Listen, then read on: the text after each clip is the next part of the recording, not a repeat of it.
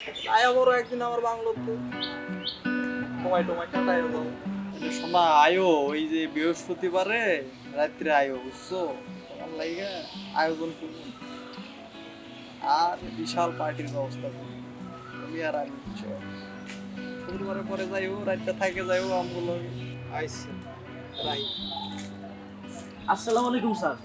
ওয়ালাইকুম সালাম, কি খবর সোহাগ সাহেব? স্যার আসি আপনার দোয়ায় ভালোই। স্যার যাইতেছিলাম এই দিক দিয়া, ওই কোন কাম টাম আছে নাকি স্যার? কাম টাম দেন, নতুন বিয়ে শাদি করছি তো বুঝেনি তো, ঘরের নতুন বউ তো স্যার কাম টাম করলে অবমাননা নিয়েছে স্যার একটু। হ্যাঁ শুনলাম নতুন বিয়ে করছো নাকি, তা বউটা নাকি অনেক সুন্দরী। আর স্যার আছে ওই উপরওয়ালার দোয়া আর আপনাকে দোয়া স্যার। আচ্ছা ঠিক আছে, তো কি কাজ কাম দিয়ে এখন তোমারে, এখন তো কাজ কাম নাই। আচ্ছা যাই, কি করো ওই এই সামনে তো শীত আইতেছে, এই গাছের ডাল ডুল দিয়ে একটু কাইটে সাইজ করে দাও বুঝছো।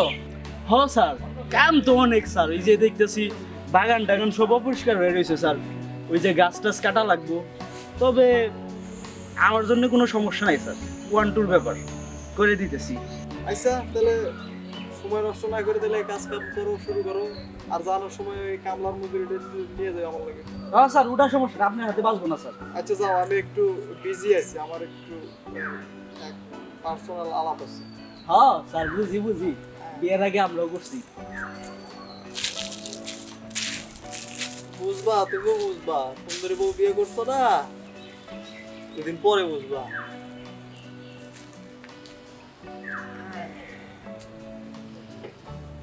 হ্যাঁ শোনা, শোনো, বৃহস্পতিবারের রাতে বুঝছো তোমার লাগে যাবে যে স্পেশাল একটা পার্টির ব্যবস্থা করবো না।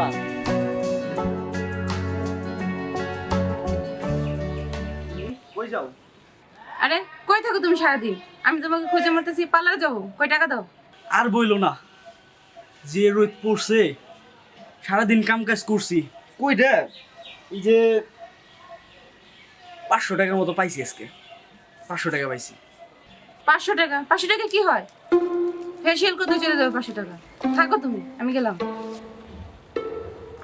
আজব কাহিনী, সারাদিন কষ্ট করে কাম করলাম আমি, 2 সেকেন্ডে টাকাটা নিয়ে গেল।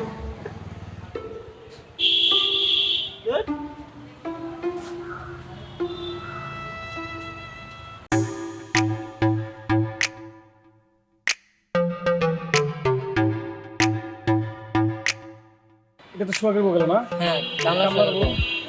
ওর বউ তো অনেক সুন্দর। হ্যাঁ, এই কামলা কি বউ রাখতে পারবো? অনেক সুন্দর একটা বউ পাইছিল না? তাহলে আমরা দেখি ওর সাথে যদি লাইন টাইন পরানো যায়, দেখতে যে সুন্দর আছে, দুজনে কিছু ঘুরলে একটু মনে হয় কাজ হতে পারে। হতে পারে। তো চল দেখি কোন দিকে যাই, আমি একটু বুঝে দেখি। হ্যাঁ হ্যাঁ। চল চল চল। পিয়া না, আঙ্কেল ভাই, আপনি কেমন আছো? ভালো? আপনি ভালো আছেন? হ্যাঁ ভালো। শুনলাম তুমি নাকি বিয়ে করছো, হ্যাঁ, তো কাকে বিয়ে করলে? ওই যে সোহাগ আছে না? সোহাগ? কোন সোহাগ? ওই মানুষের বাড়িতে কামলা দিয়ে খায় ওই সোহাগ?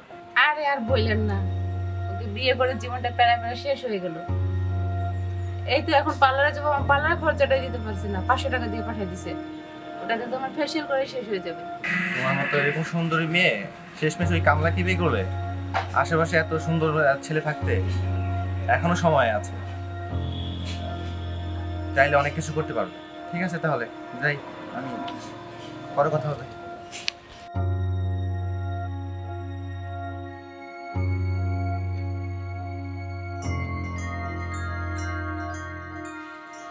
যে গরম পড়ছে, গরমে তো আর কুলাইতেছে না, যাই বাসায় যাই।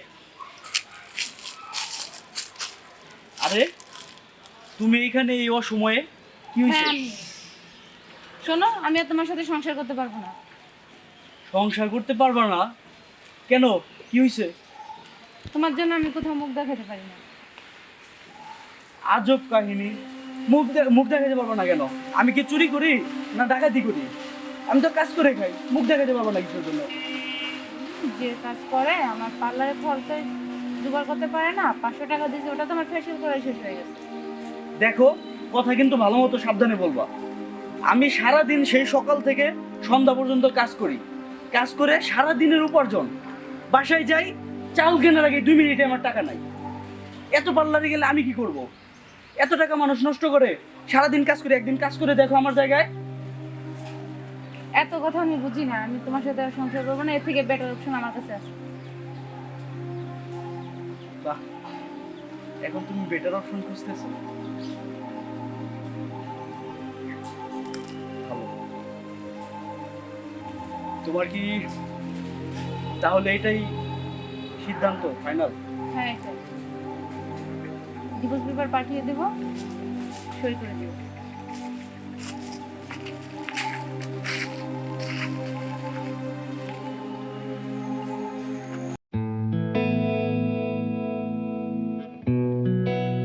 May I come in, sir? Yes, come in. আরে তুমি এখানে? What is this? তুমি নয়, আপনি। যাই হোক, কি চাকরির জন্য আসছো? জি স্যার। ঠিক আছে, বসো।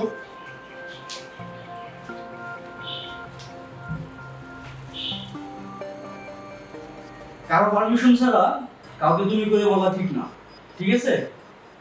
আর হ্যাঁ, তোমার অবগতির জন্য জানানো যাচ্ছে যে আমি এই কোম্পানির চেয়ারম্যান। আচ্ছা, ঠিক আছে, এখন যেহেতু চাকরির জন্য এসেই পড়েছো, চাকরির বিষয়টা আমরা পরে আসি। আমি যতটুকু জানি, আমার সাথে ডিভোর্সের পরে তোমার একটা বিয়ে হয়েছিল, তাহলে তো তুমি তো আমার থেকে বেটার কাউকে বেছে নিয়েছিলে। তো সেই হিসেবে তো ক্যালকুলেশন করে দেখা যায় তোমার এখন সুখে থাকার কথা। তাহলে এতদিন পরে তুমি হঠাৎ চাকরির জন্য আসছো, তাও নিয়তের কি খেলা আমারই কোম্পানিতে। তোমার সেই হাজবেন্ডের কি অবস্থা? দেখো, তখন আমি বুঝতে পারিনি, মানুষের মিষ্টি মিষ্টি কথায় আমি অ্যাকচুয়ালি আবেগে পড়ে গেছি। তোমাকে ছেড়ে আসাটা আমার ঠিক হয়নি।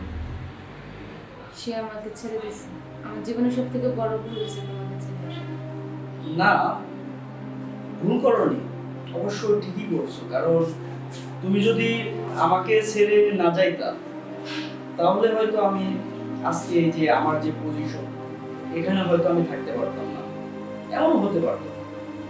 তো আমি তোমার মেকআপের খরচ ঠিকই হয়তো দিতে পারতাম না, কষ্ট হইতো, কিন্তু আমার একটা ইচ্ছা শক্তি ছিল, আমি কিছু একটা করব। আমি কাজের পাশাপাশি আমার স্টাডিটাও চালিয়ে গেছি। তো আজকে ইনশাআল্লাহ ভালো একটা পর্যায়ে আছি। আজকে তোমার মতো 10টা মেয়েকে আমি ইজিলি হ্যান্ডেল করতে পারি।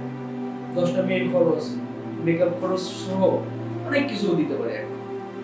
আজকে আমার সব কিছু আছে। যাই হোক, তোমার কাছে যেটা ভালো মনে হয়েছে তুমি সেটা করছো।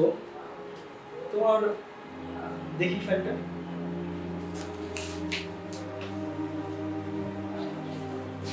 তোমার চাকরিটা আমি অ্যাপ্রুভ করে দিতেছি। হ্যাঁ,